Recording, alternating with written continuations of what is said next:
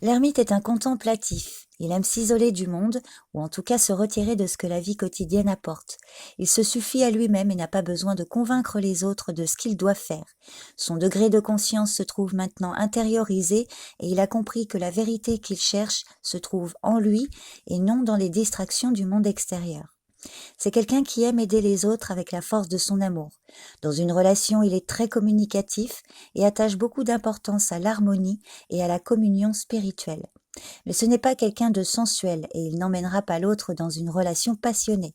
En revanche, on peut compter sur lui et lui faire confiance quand on lui confie un secret. Il est sincère et fidèle et il est sans préjugés. En amour, il sait ce que c'est que l'engagement et il renforce jour après jour les liens affectifs. Ses choix en amour et en amitié sont intuitifs. Il met beaucoup de prudence à accepter un nouveau venu dans son entourage proche. Dans le domaine professionnel, il ne faut pas lui demander d'être rapide et dynamique car il a besoin de temps. Par contre, il sait analyser une situation en détail et toutes ses actions seront sagement mûries. L'ermite va jusqu'au bout de tout ce qu'il entreprend. Il est professionnel, soigneux et compétent. Il excelle dans les métiers de la religion, de l'enseignement, de la recherche, dans les métiers sociaux et médicaux. Il sait faire preuve de compassion et de détachement et partage facilement avec les personnes dans le besoin. C'est aussi un artiste ou un artisan qui s'épanouit dans des activités créatrices. Ce n'est ni la gloire ni l'argent que l'ermite recherche par son métier.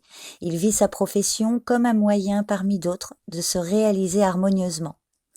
Au niveau financier, il se contente de peu de biens pour être heureux. Sa santé est solide car il l'entretient par des habitudes de vie saines. Pour résumer, en positif, l'ermite est quelqu'un de sage qui s'appuie sur son expérience propre pour accompagner les autres mais sans rien leur imposer. En négatif, l'ermite représente quelqu'un qui est toujours fatigué, ronchon, insatisfait, dépressif. Il se plaint sans cesse des autres mais ne voit pas ses propres responsabilités. Il est replié sur lui-même et fermé au monde extérieur. Il vit une solitude pesante, un isolement non voulu. Il est triste et méfiant.